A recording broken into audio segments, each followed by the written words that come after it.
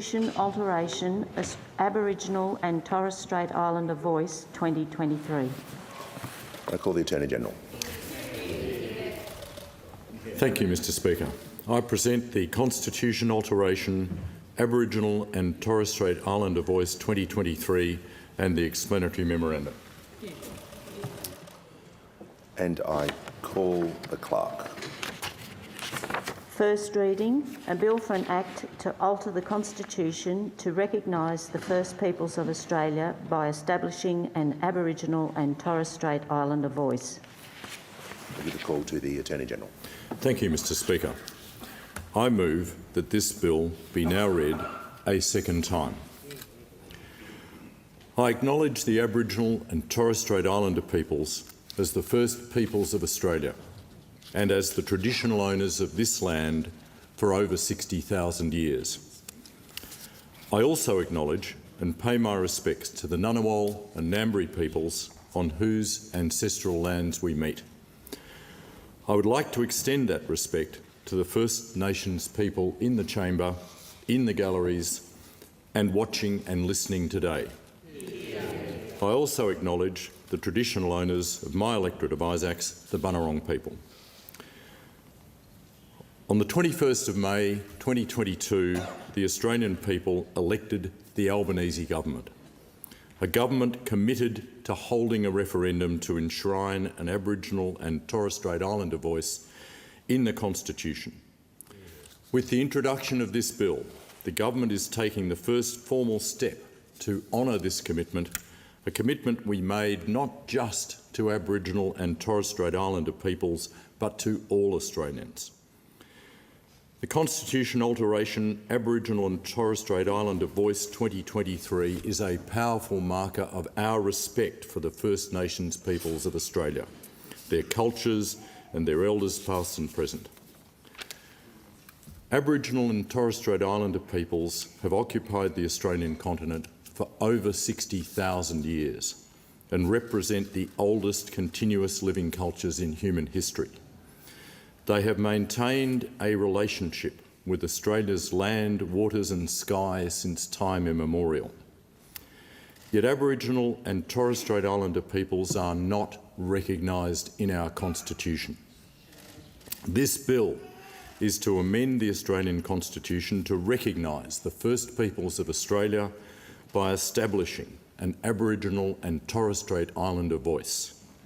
It is the first formal step towards holding a referendum by the end of this year. It is a form of constitutional recognition that is practical and substantive. And it is the form of constitutional recognition supported by the overwhelming majority of the Aboriginal and Torres Strait Islander delegates who gathered from all points under the southern sky in May 2017 on the 50th anniversary of the 1967 referendum to endorse the Uluru Statement from the Heart. The constitutional amendment in this bill will rectify over 120 years of explicit exclusion in provisions of Australia's founding legal document. The Constitution never recognised Aboriginal and Torres Strait Islander peoples as the first peoples of this country. They were not represented in the constitutional conventions leading to federation. Constitutional recognition is an opportunity to acknowledge our history and come together for a more reconciled future. As Noel Pearson said in his Boyer lecture last year, Australia doesn't make sense without recognition. He went on to say that until the First Peoples are recognised in the Constitution, we are a nation missing its most vital heart. My colleague Senator Patrick Dodson, the father of reconciliation, said recently that a referendum on the constitutional amendment in this bill will be a moment of liberation for all of us. He said, "The moment the referendum is declared, we will feel the shackles of the past fall from us. We will all stand with a clean heart and a clean conscience, and we will know our country is on the path to a better direction." We, the Australian people, will make that decision on that day when we cast our vote. Together we can make this happen. The cultures of Aboriginal and Torres Strait Islander peoples and their relationship with lands, waters and sky have endured. The dispossession of their lands, languages and cultures and top-down government policies have inflicted deep and continuing wounds on generations of Aboriginal and Torres Strait Islander peoples and their cultures. Many suffer intergenerational trauma as a result of this history. Our nation as a whole has been diminished. In 1967, more than 90% of Australians voted to count Aboriginal and Torres Strait Islander peoples in certain population counts and allow the Commonwealth to make special laws about them. That overwhelming result would not have been achieved without the concerted efforts of Aboriginal and Torres Strait Islander leaders, activists and communities across the country. In 1992, the Mabo decision overturned the legal fiction that Australia was terra nullius, territory belonging to no one. It recognised in law Aboriginal and Torres Strait Islander people's relationship to country. In 2008, Prime Minister Kevin Rudd apologised to the stolen generations, their descendants and their families for the profound grief, suffering and loss caused by their mistreatment. This was followed by successive national agreements on closing the gap.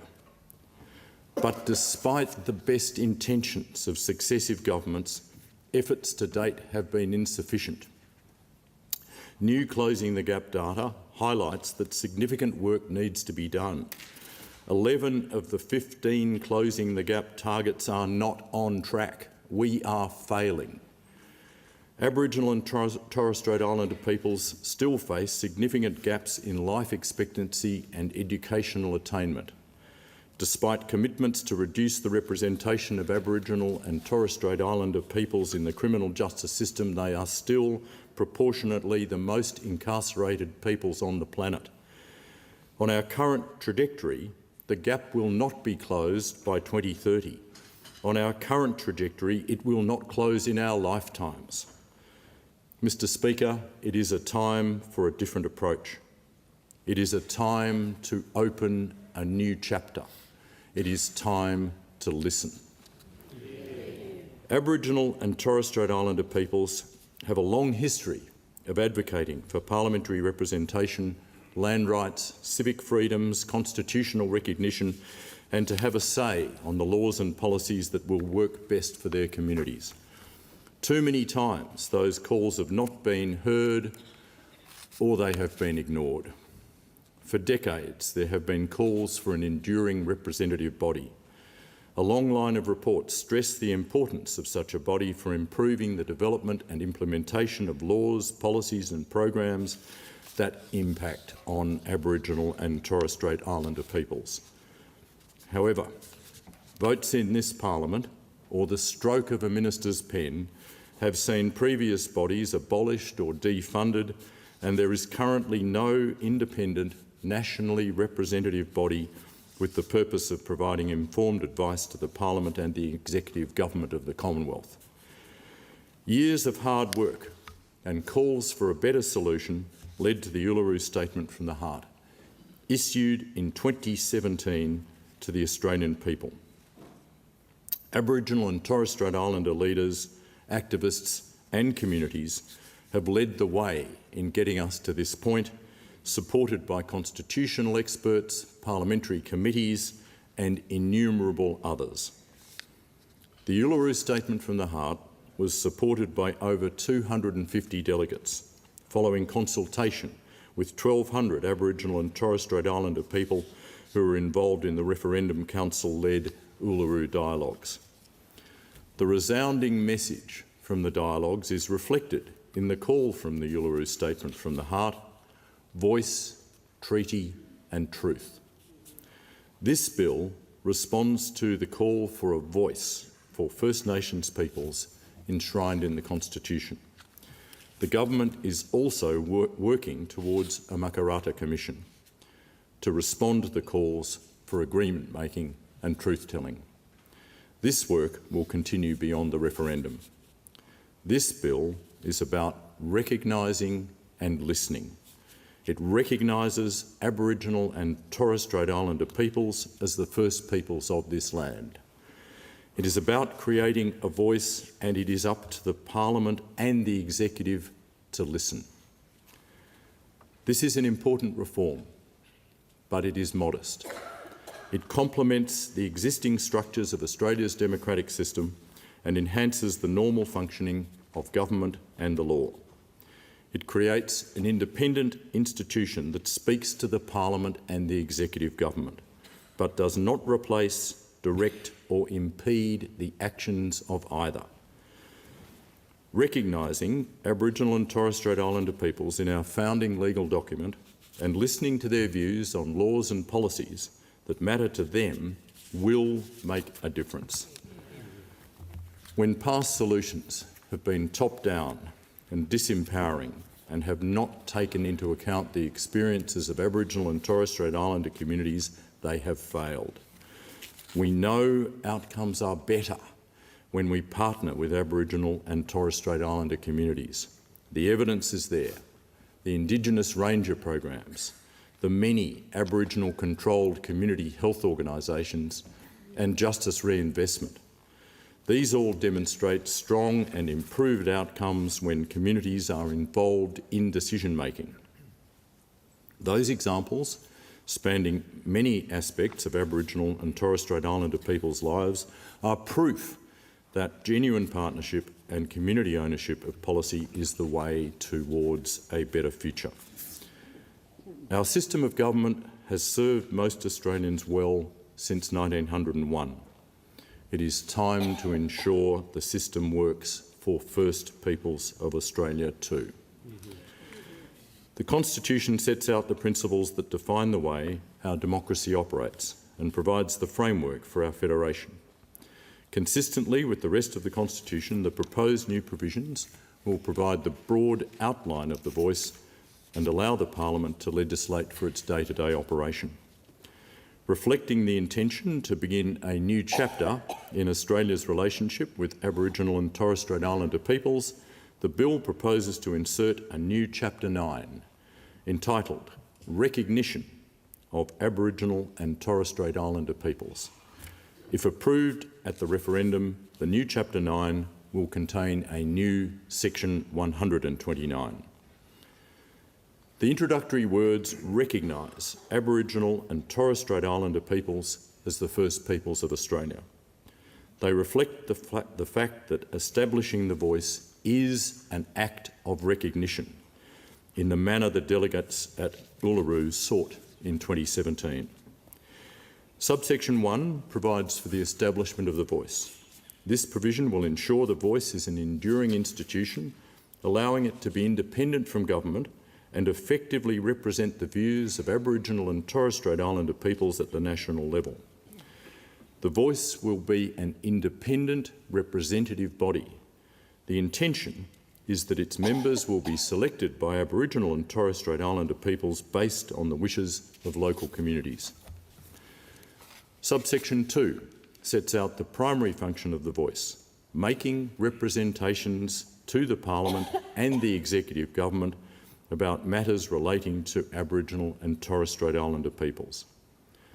Matters relating to Aboriginal and Torres Strait Islander peoples would include matters specific to Aboriginal and Torres Strait Islander peoples and matters relevant to the Australian community, including general laws or measures, but which affect Aboriginal and Torres Strait Islander peoples differently to other members of the Australian community. The voice will not be required to make a representation on every law, policy or program. The voice will determine when to make representations by managing its own priorities and allocating its resources in accordance with the priorities of First Nations peoples. Critically, the voice will be proactive. It will not have to wait for the Parliament or the Executive to seek its views before it can provide them, but nor will the constitutional amendment oblige the Parliament or the Executive Government to consult the voice before taking action. The voice will provide a path for the Executive Government and the Parliament to consult with Aboriginal and Torres Strait Islander peoples. The Voice will create a critical link between Aboriginal and Torres Strait Islander communities, the Parliament and the Executive Government. Nothing in the provision will hinder the ordinary functioning of our democratic system. While the constitutional nature of the body and its expertise in matters relating to Aboriginal and Torres Strait Islander peoples would give weight to the representations of the Voice, those representations would be advisory in nature. It will be a matter for the Parliament to determine whether the Executive Government is under any obligation in relation to representations made by the Voice. There will be no requirement for the Parliament or the Executive Government to follow the Voice's representations. The constitutional amendment confers no power on the Voice to prevent, delay or veto decisions of the Parliament or the Executive Government. The Parliament and the Executive Government will retain final decision-making power over all laws and policies. Mr Speaker, the Voice will enhance our democracy and democratic institutions. Its representations will ensure the laws, policies and programs from the Parliament and the Executive are better targeted and more successful. Subsection 3 provides the Parliament with a broad power to make laws about matters relating to the Voice. This provision will ensure the Voice can evolve to meet the future needs of Aboriginal and Torres Strait Islander peoples and Australia as a whole. The matters on which the Parliament will have power to make laws include processes to select Voice members, the way the Voice performs its representation-making functions and its potential future functions, the powers it needs to carry out those functions, and its procedures, including the mechanics of its relationships with the Parliament and the Executive Government, such as how the Parliament and the Executive Government would receive representations from the Voice. After the referendum, the final details of how the Voice will operate will be settled and legislation will be debated in this Parliament. To develop this legislation, the Government will seek views on the Voice model from the Australian community. Consistent with the concept of a Voice, this consultation will include a strong focus on engagement with Aboriginal and Torres Strait Islander peoples, as well as the broader community. This bill embodies the hard work by Aboriginal and Torres Strait Islander peoples to achieve constitutional recognition and an effective representative body. Recognition through a Voice is neither the beginning nor the end of this story, but it is an important new chapter. In addition to acknowledging the efforts of countless First Nations leaders, activists and communities that led to the Uluru Statement from the Heart, the Government sincerely thanks members of the Referendum Working Group, the Referendum Engagement Group and the Constitutional Expert Group. Their counsel in developing this bill and guiding the conduct of the referendum has been both wise and invaluable and provides a solid foundation on which to continue on the path towards recognition. The Government, the Parliament and the nation are indebted to the Minister for Indigenous Australians for her commitment, her strength and her leadership. The Government also thanks members of the broader Australian community for their engagement throughout this process. The Uluru Statement from the Heart was issued to the people of Australia, not to the Government. It is now time for the Australian people to decide whether to accept that offer when they vote in this referendum. I trust the Australian people to understand that this is an opportunity for a better future, not just for the First Peoples of Australia, but for all Australians. The Uluru Statement from the Heart is set out in full in the explanatory memorandum for this bill. In the words of that historic statement, in 1967 we were counted. In 2017 we seek to be heard. We leave base camp and start our trek across this vast country. We invite you to walk with us in a movement of the Australian people for a better future. It is now 2023. It is time to accept the generous invitation in the Uluru Statement from the Heart. It is time to listen. Yeah.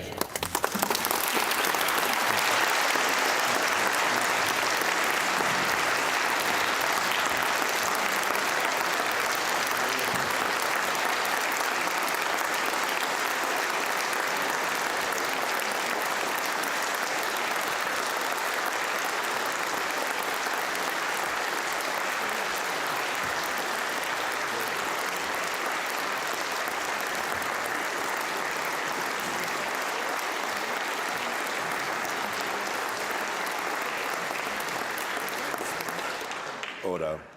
The debate must now be adjourned. Give a call to the member for Riverina. The question is the resumption of the debate be made in order of the day for the next sitting. I'll put the question. All of those opinion say aye. Against no. I think the ayes have it. And I call the clerk.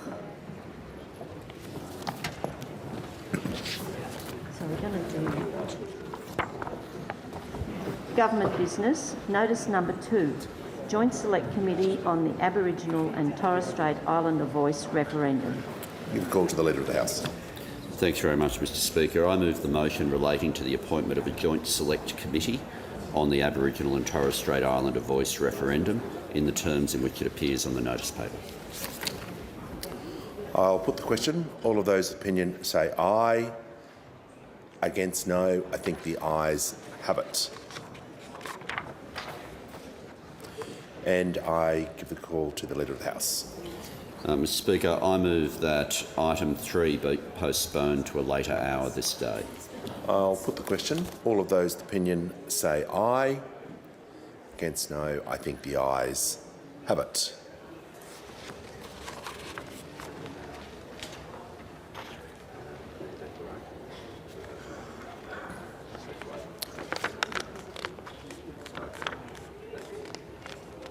I'll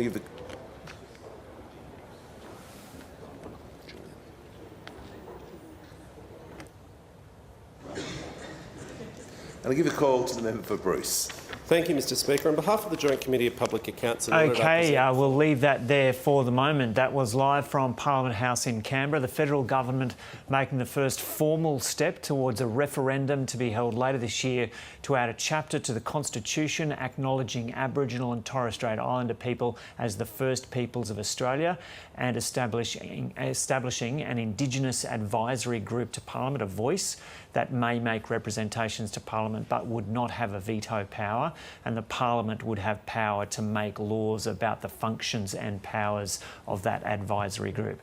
So that first formal step today towards the constitutional edition is introducing the legislation associated with that to Parliament. The ultimate aim is to improve policy outcomes for Indigenous people. The ABC's Voice and Referendum correspondent Dan Bourchier joins us now. Dan, g'day. I was going to start on the significance of today, but I've got to say what has struck me about seeing what just happened in Parliament is how few opposition politicians were there, and that there was, and I will have to clarify this with our parliamentary team, but there was no speech or address in response.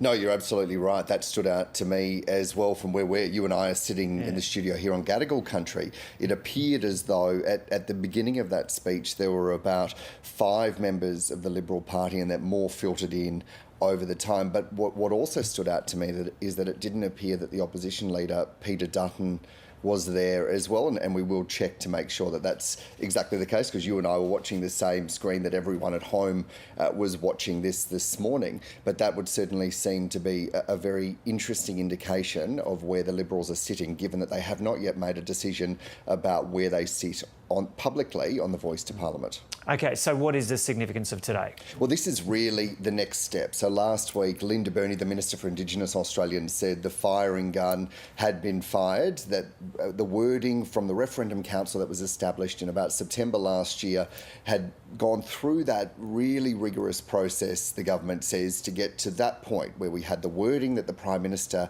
spoke at the Gama Festival on Yulungal Country in Arnhem Land last August, to the point last week where that wording was finalised and the government had put, the Prime Minister, Anthony Albanese, had put that wording through Cabinet and then was releasing that to the public. You remember that was a very emotional gathering there, that news conference, and that some of Australia's most senior Indigenous leaders were gathering and were very teary. There was certainly a sense of a moment in time in that room. Well, today, that moment has been transferred into legislation that has now been tabled that really goes to the heart of what wording Australians will be voting on in a referendum likely to be in October or November, and the sequence of words that would be amended in the Constitution if those words were to be accepted.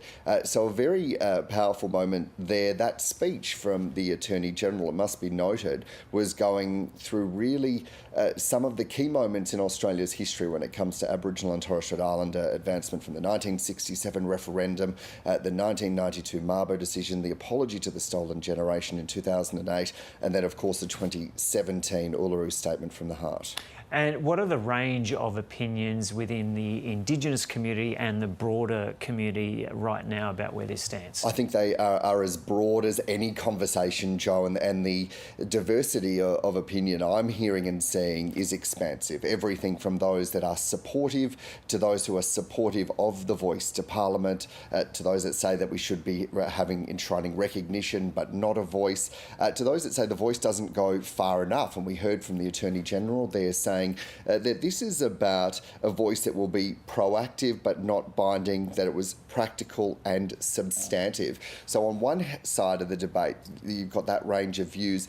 On the other side, when it comes to the really those that you could bulk in on the no side of this discussion, some are saying that it doesn't go far enough, that it's simply going to be tokenistic and won't bind Parliament, but that's been a very important point of the government, that it simply won't do that, right through to those that say that this gets in the way of broader sovereignty, of the treaty discussions, and that it won't actually have an impact, to those saying, well, that the Australian system is not one that they recognise at all. So there was a real range of views, and I think that the way that the Attorney-General noted the consultations that led up to the Uluru Statement are really important here, because that's the government saying that this has been driven by the Aboriginal and Torres Strait Islander community, by members within that community, right from the beginning, that this is not a political process. But there are a broad range of opinions within the Indigenous community. Of course. As well. Yeah, as there are in the broader Australian community. And Mark Dreyfus also, in an attempt to appease some of the concerns raised by people in this debate so far,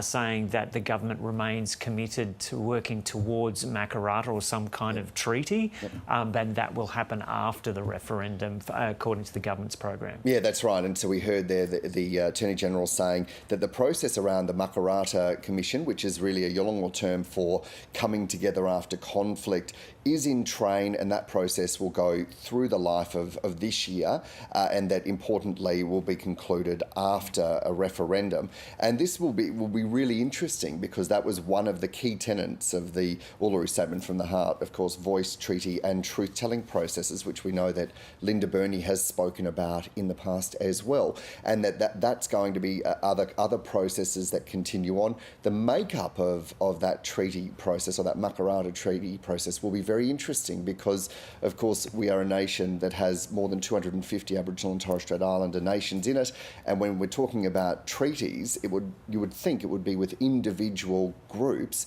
rather than state or territory groups, or nationally. And I think we just got confirmation that the opposition leader Peter Dutton was not in the chamber during that. How significant is that in terms of where the likelihood of the success of the referendum from here? I suspect some people will be seeing that as an indication of where the Liberals are going to land on this. We know that the Nationals late last year said that they weren't going to be supporting it, and Senator Jacinta Nampijinpa-Price, CLP senator that sits with the Nationals from the Northern Territory, said that this was not going to make a difference. It would be another layer of bureaucracy and simply wouldn't have the cut-through and wouldn't prompt governments, this one in power now or future governments, to be bound by that. We don't know yet at this stage where the Liberals sit. We know that Mr Dutton, the leader of the opposition, has been saying that more detail needs to be provided. Just last week, in response to the wording being released, he said that he wanted to see the Solicitor General's advice and seemed to indicate that he believed that that advice was contrary to the position of the government. Well, we've heard the Attorney General on Insiders, the Indigenous Australians Minister Linda Burney on our end, both saying no, that advice is consistent. Symbolism matters, Joe, and that the opposition leader not being there this morning will be interpreted and considered deeply, I suspect, particularly by those supporters of the Aboriginal and Torres Strait Islander community. What was also symbolic in this moment this morning was that sitting on the front bench behind the Attorney General was not only the Minister for Indigenous Australians, but was also Marion Scrimgeour, who's a new MP for Lingiari, the seat in the Northern Territory, and Gordon Reid, the MP for Robertson, who's an Emergency Department GP, two Aboriginal members of Parliament who came in the last election, sitting there on the front bench, which was a very powerful indication, I thought, of where the government, the priority of the government is giving to Indigenous voices in this discussion. It's not everything, but I just thought it was important to note. And so, taking into account that this is a significant day in terms of where the referendum goes from here, was the first formal step in Parliament. Taking into account the opposition leader was not there for this, and the challenges in succeeding with referendums put to the Australian people, how challenging is this going to be for supporters of the referendum over the coming months in the run-up to October, December, when the referendum will be held? I think that's going to be the key question that many people are wondering. We know that there have only been 8 referendums that have been successful out of the 44 that have been put in the last 120-odd years, and that not one of those has succeeded without bipartisan support. The point that's been really powerfully made to me by those that are savants of the Constitution and have looked very closely at this is that it's not actually federal bipartisanship, they say, that might be the most important thing, but bipartisanship from the states and territories. And we know that just late last year, it might have been actually even early this year, the state and territory leaders came together and unanimously supported the position of supporting the Uluru Statement from the Heart. Of course, since then, we've had an election here in New South Wales, and Dominic Perrottet is no longer the Premier, Chris Minns is. We understand that he'll be supportive, although until we actually hear that, it's hard to know. However, that's where really referendums are won and lost. There's the two points that are looked at. It's whether the majority of states support it and the majority of Australians across the country. So if states start to collapse, the support collapses there, that becomes really problematic for winning a referendum across the board. So the bipartisan point has been made that it's really important. The Prime Minister says that he wants a process towards that. He wants to see bipartisanship. However, he's forging ahead regardless. And would today for Indigenous people bring back memories of another significant point in the parliamentary history where Peter Dutton decided not to attend? It might. I mean, that is an ever-present looming thought when Peter Dutton's name is mentioned in this discussion, and I suspect it's why earlier this year, after that Mr Dutton stood up in Parliament and apologised for not attending that apology at the time, and he gave what was an impassioned speech about why he made that decision. However, that is a matter of public record. That is a decision he made, that he turned his back on that apology and members of the Stolen Generation then and chose to apologise for it this year. There is a lot of pressure on Peter Dutton right now over what he does. And we know that at the last election, there were many of the progressive MPs lost their seats, and those seats went to either independents or in some cases, the so-called teal independents. there is going to be pressure on Peter Dutton from within the party to take a position from those that want to move more to the right and from those that are on the outside saying, well, the only way to pave a pathway back to government is to win seats. And if you're not being as progressive as the electorate wants, then how do you do that? And we know that depending on what polling you look at, Joe, the numbers of Australian support is sitting from about 60 to 70 or 80%. That seems to have softened a little bit at the start of this year, although it must be noted it does bounce around. And as you've talked a lot about on this show, you can't always put that greater stock in polling. But there is going to be a lot of people looking and watching and wondering what does this mean for the Liberals, but also this is not without risk for the government as well. For the Prime Minister, Anthony Albanese, has put a lot of stock, his political capital into this. If it wins, this is part of an ongoing legacy. If it doesn't, that is going to raise a whole lot of other questions. And in amongst this, we are also having this big national conversation about who we are as a nation and the place of Aboriginal and Torres Strait Islander people. And I think it's really important to note that in amongst all of that, we have to maintain that respectful conversations, regardless of whether you are for or against. There's more at stake here than just a vote. It's about who we are as a nation. And what's the process from here? So that bill will now be sent off to a committee. That's what Mr Burke was just introducing. That was the Joint Select Committee on Aboriginal and Torres Strait Islander Voice Referendum.